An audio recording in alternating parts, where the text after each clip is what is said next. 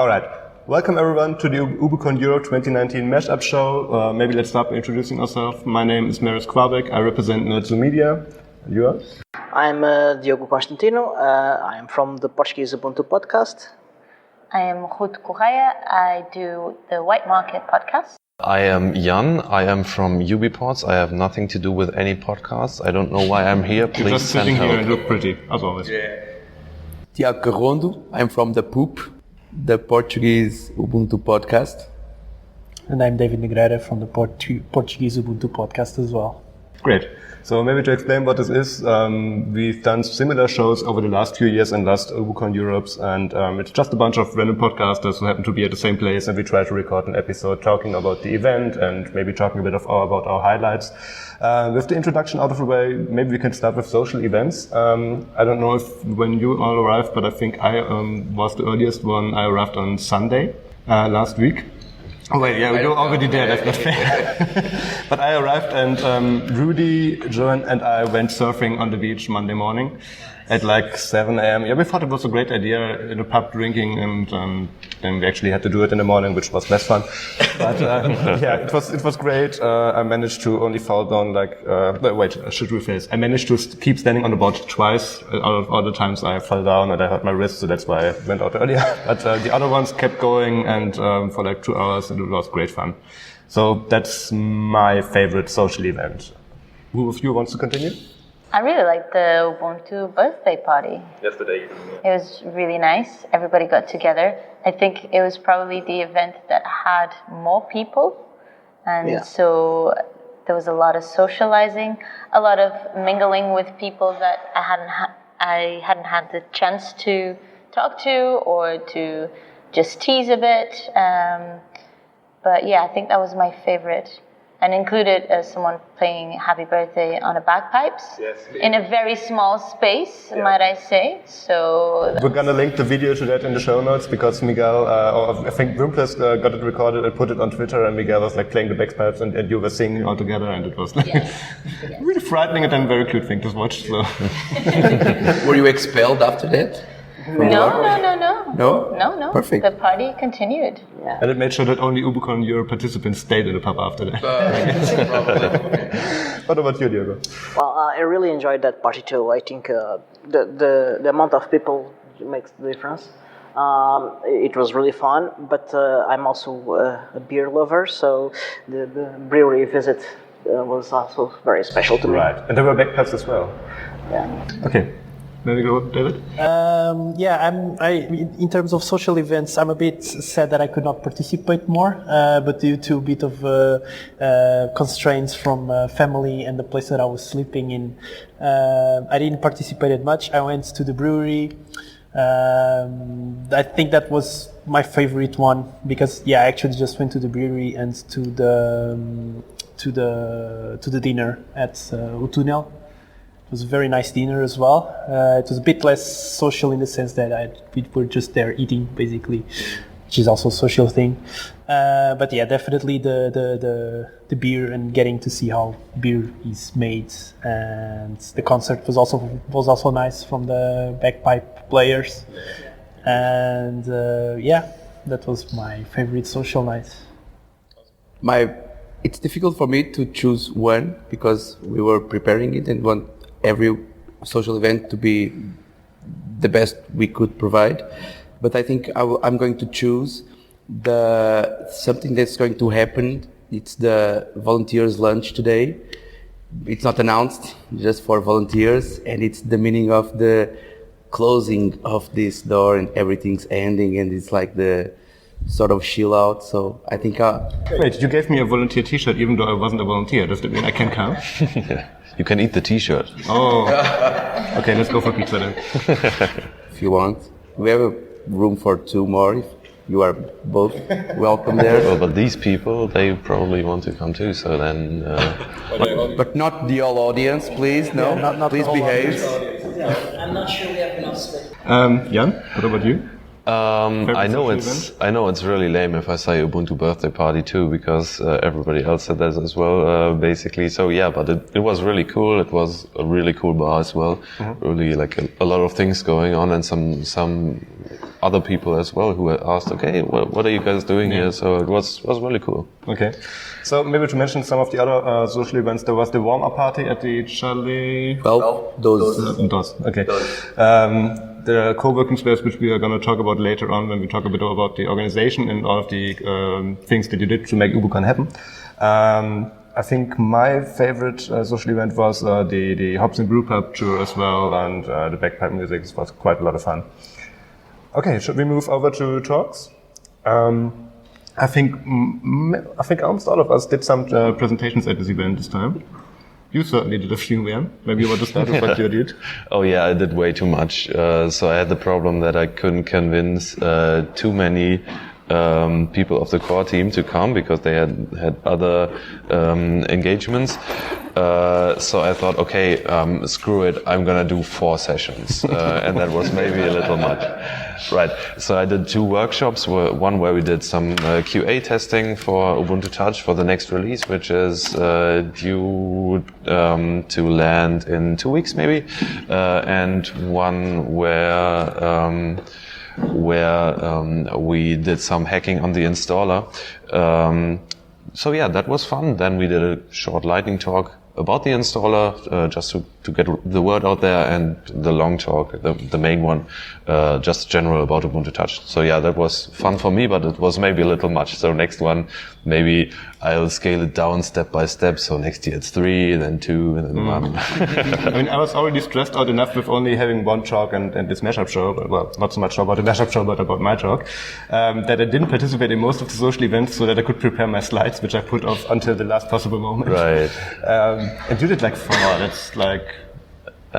maybe don't do that next It's time. not a good idea, yeah. Okay, but as from so far from people who attended the talks, from what I've heard, they really enjoyed it, and there were some great pictures.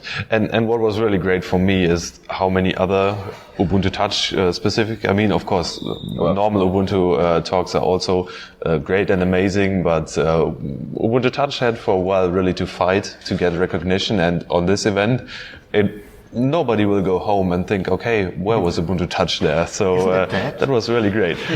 So it was amazing to see how many other community people just did Ubuntu Touch specific talks. That was great. Yeah. Rute, did you do any talks? I did one, basically bashing the Ubuntu Code of Conduct in a very diplomatic way.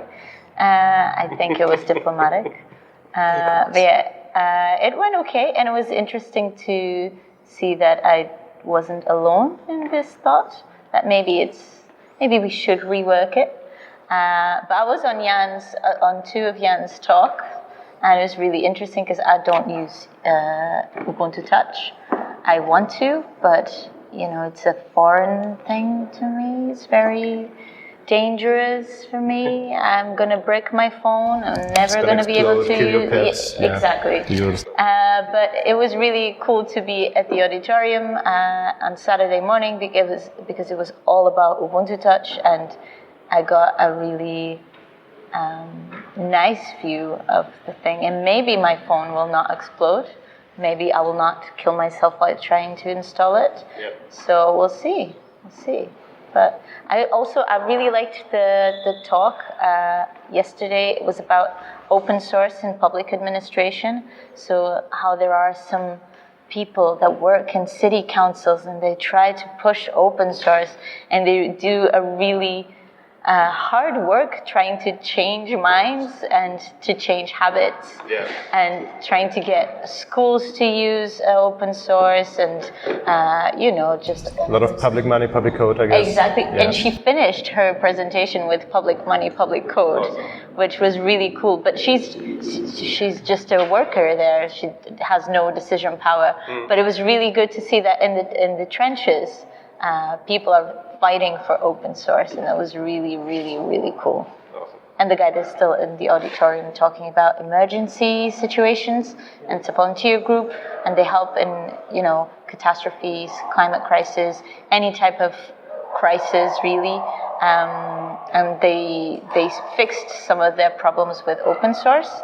So this year we had some fuel crisis, so the fuel drivers went on strike and there was no fuel in Portugal. Everybody was panicking, and they did a really good service with creating databases to let people see where they could still pump their vehicles and whatnot.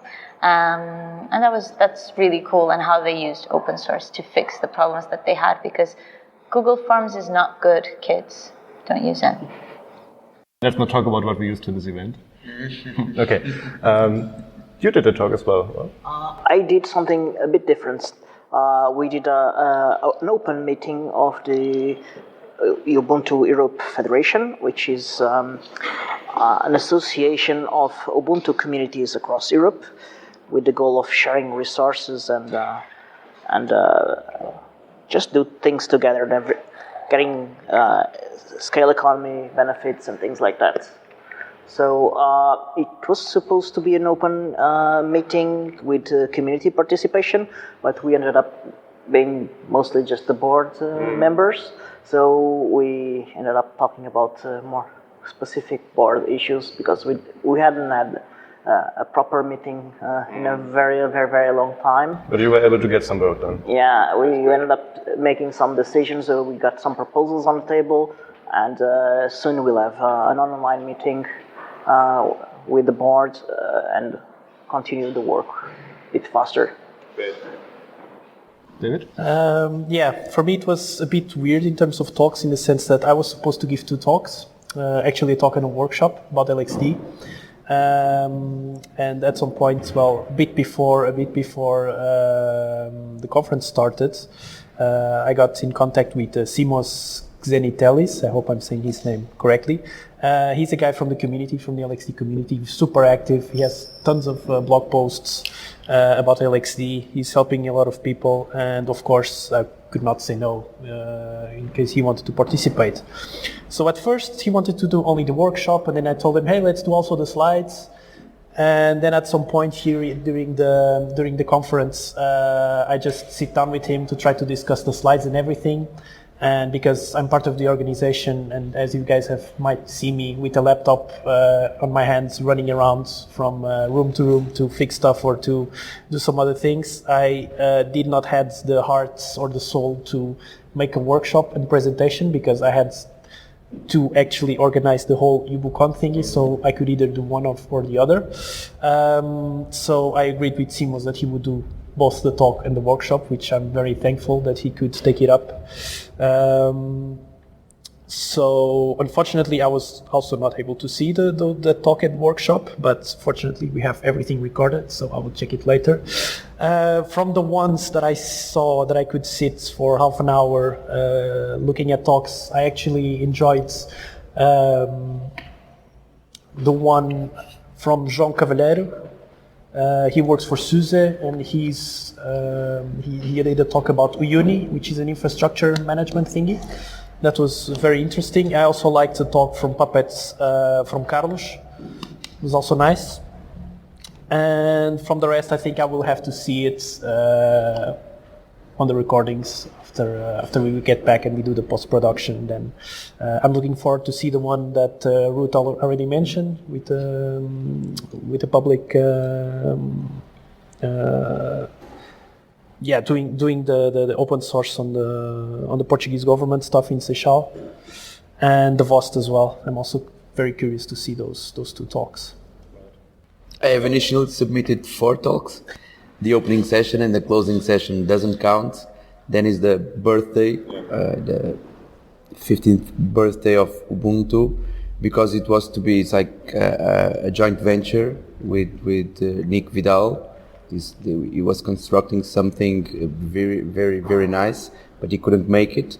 And another one that I'm not going to tell because it was announced, but at the first time that we needed an extra slot for someone that, a latecomer, I said, like, I'm going to back off one of mine because it's really hard, as David told.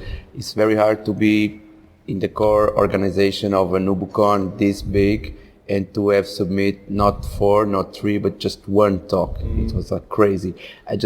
The opening session was just like some 3 or 4 slides with some basic info, and it took me like, not forever, but it took me some time and some concentration time that I should be sleeping or doing something else. and also the closing session. I hope it's not way too boring, because I prepared some surprises for everyone, including organization. So I'm not showing the presentation to no one until I go on stage. But it's really hard to be on this side and on the presentation. It's hard to figure that I didn't attend to any complete session, any complete talk. But as we thought from almost the beginning, we are recording everything, every room, even the meetings, even the mashups, everything. So we can, if we have time and don't start hating all the Ubucon thing, we can assist that later when it's edited and published. Right. Maybe that's also a great theme that you continued with this Ubucon. You gave enough time between the slots so that you could actually get like the hallway track done. That you can also talk to the presenters maybe after the talk, have an extended Q&A session, something like that. Yep. And even with all of that, I think I've only saw like 3 talks this year, because I know all of them are going to be recorded, and I can just watch them later at home, sitting lazily on my couch.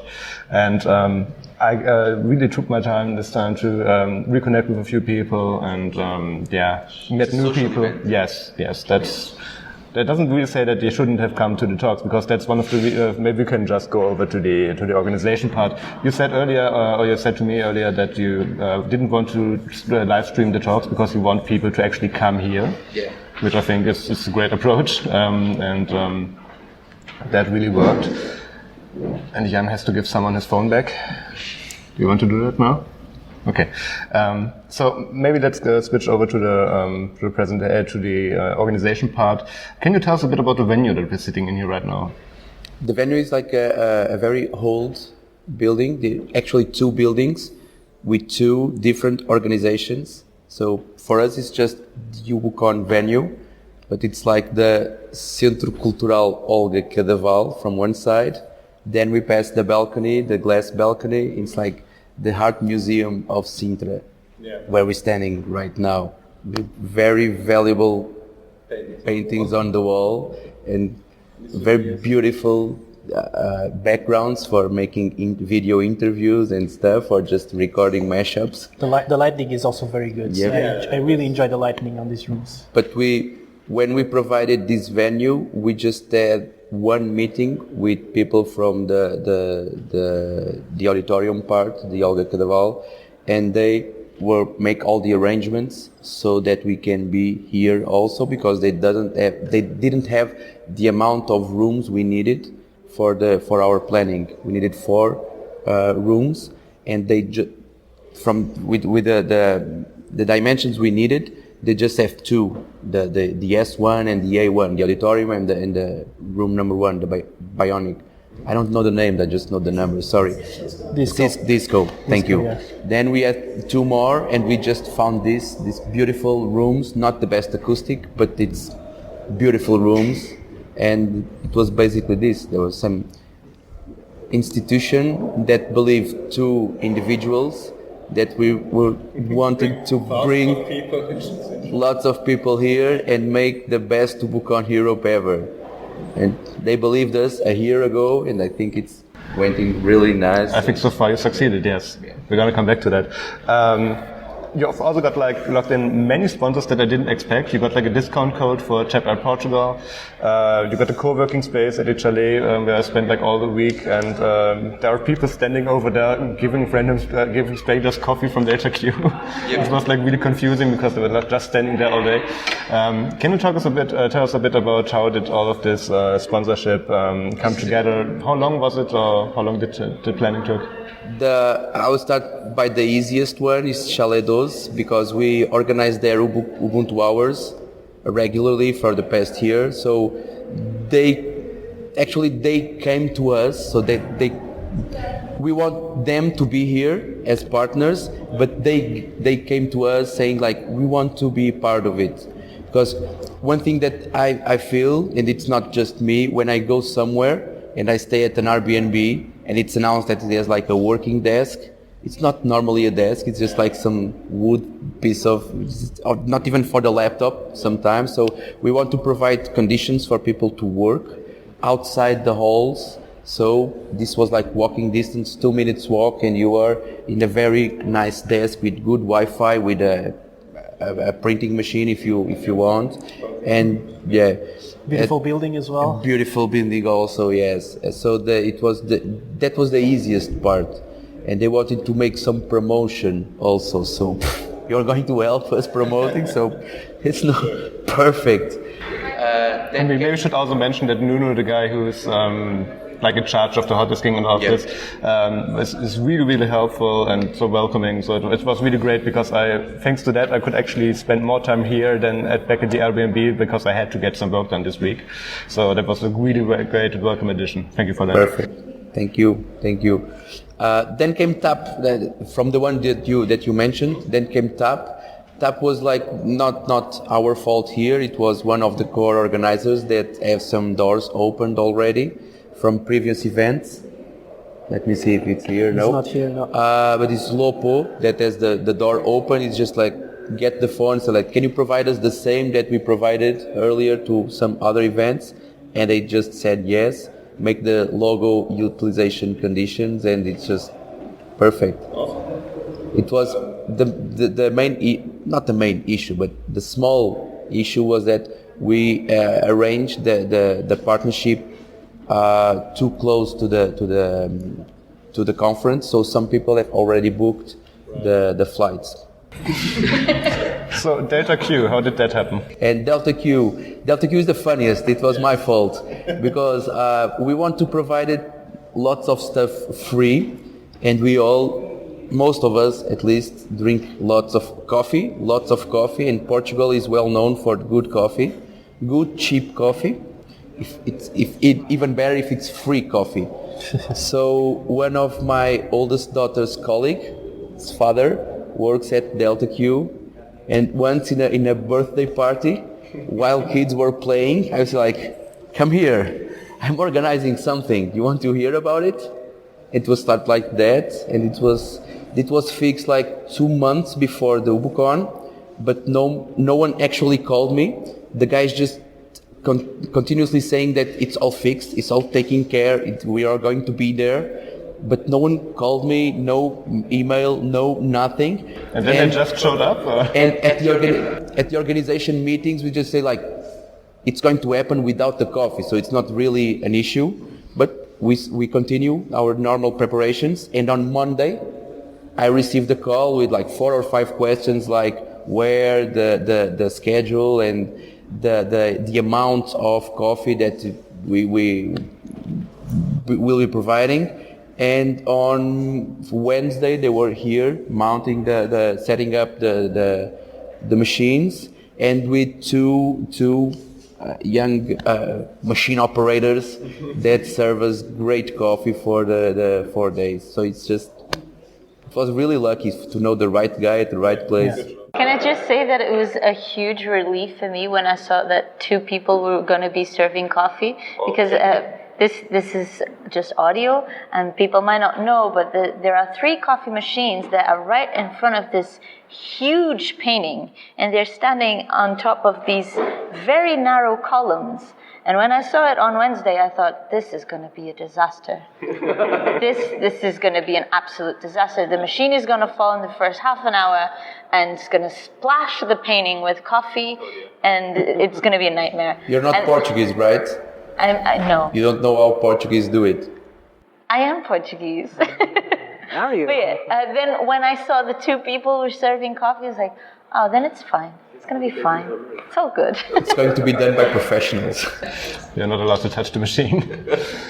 Okay. So now I'll have to freestyle some of it. What was the hardest thing to organize at this year's Ubucon?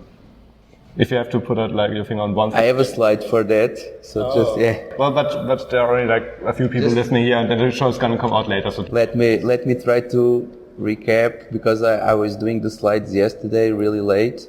But we are the easiest, the medium, and the hardest. And the hardest part was like getting some sponsors, because we needed some money. Most of this was free, but we needed some money to dress you up nicely and some other things. and to the... I mean, we should probably mention everyone who registered beforehand got a free T-shirt, some pins, the lanyard, the Everyone that registered after also get. We are providing T-shirts for everyone that is arriving at the last day. So we really did a good planning so that everybody can come home really, really nice. Swagged up. Yeah, a lot of swag. But this one was one of the hardest parts. Then it was the managing, because it really turned up to be really easy. The volunteers and the 4 days of the Ubucon and providing everything to all 4 rooms and the exhibition hall, and everybody's eating and drinking and resting. It turned out really easy, but 2 days before the Ubucon, it sounded like it's going to be really, really hard. But it turned out just perfect. Okay, so let me say, when we did the first Ubucon Europe in Germany, in Essen, in 2016, we planned the whole event like almost a year before one of the last sessions of the Ubuntu Online Summit. That's where it all originated from, and we were really like proud of what we did achieve for this first Ubucon. And you guys had like way less time than that, and I have no idea how to describe it. It's so astonishing what you guys did. All the social events, the venue. You got a great lineup of speakers this year, and you got all the stuff recorded and organized. Even the local media, I think, reported over the event yesterday. And yeah, it's to really say good job, and thank you very much for hosting it. I thank you, in name of everyone responsible for it. I've been a really lucky guy the past 4 days, because I'm hearing that a lot, and I'm the lucky guy hearing it. But I'm trying always when I have chance to transmit. Please pass it on. Yeah, definitely. I'm doing my best, passing on to everyone that it's because it's everyone's fault on the organization, the attendees, the volunteers, the speakers. It's everyone's fault. We are all proud of what we did. All of us should be. Rightfully so, I guess. Yeah, this was a teamwork, but I still have to thank you, Thiago, because you really pushed the cart. But I still have to say another thing. We could do this way because we learned how others did it before. Me and Thiago, we went to all Ubucons. I also went to several Ubuntu parties in France, and we observed it because when we went to Essen, we knew immediately that we wanted to do something like that. Mm-hmm. We discussed it with our Spanish friends, and in the beginning we had this intention of doing something in the Iberian Peninsula, because we felt that neither of us could do it alone. But then things evolved. Last year, the Spanish folks ended up doing a great event also in Chichon. This was something that resulted of the evolution and work done by many people before us. So we are close to half an hour already, so maybe we can just end with like everyone's highlight or your favorite part of the event, or the whole week, I guess. Who wants to start? Shall I start? I think I was, because I'm Portuguese, but I'm living in the Netherlands, and I've never been in the venue. And I can say that I was really flabbergasted when I saw these rooms here at the museum. I found it absolutely incredible that the people had the trust in us for us to be in such a room, be able to give talks and talk about technology and other stuff. So I think that it was my wow moment. It was like, man, this is happening. Like, this is really happening. Like, we are putting the boxes, we are putting a tape on the floor, we're doing the things, and I'm looking around and I'm like, wow, this is actually amazing that we are doing things here, and then seeing things happening, seeing you guys here talking, giving the workshops and everything. I think that was my favorite part, the fact that, it happened in a beautiful place, and it happened well. I think for me the best thing about Ubucon was, it was my first Ubucon, so I'm really happy that I got to meet a lot of people from different communities. I've been part of the Portuguese community for a while, but I had met Rute from Ubuntu France, at FOSDEM earlier this year, but that was basically it. And it was really nice to see new people, how Ubuntu sort of lives in other places of Europe. For me, that was really the highlight. And being called bossy for giving too many announcements about the group photo, but that was really funny. I was just following orders, by the way. Jan? For me, the highlight was we took a beautiful picture with many people holding up their Ubuntu Touch devices, and also it also ties in with the beautiful venue we have here, because we stood in front of some really awesome like modern arts paintings. It was just amazing, and the picture turned out great. You took it, Marius, so you know, of course. But it's just amazing, and that was so heartwarming. Everyone at Ubuntu was really excited when I sent in this picture. It's just awesome. Great. Diego? The best part to me was to get reacquainted with some friends and knowing that there were some great talks that I missed, but that I won't really miss because there's a video of it. Yeah.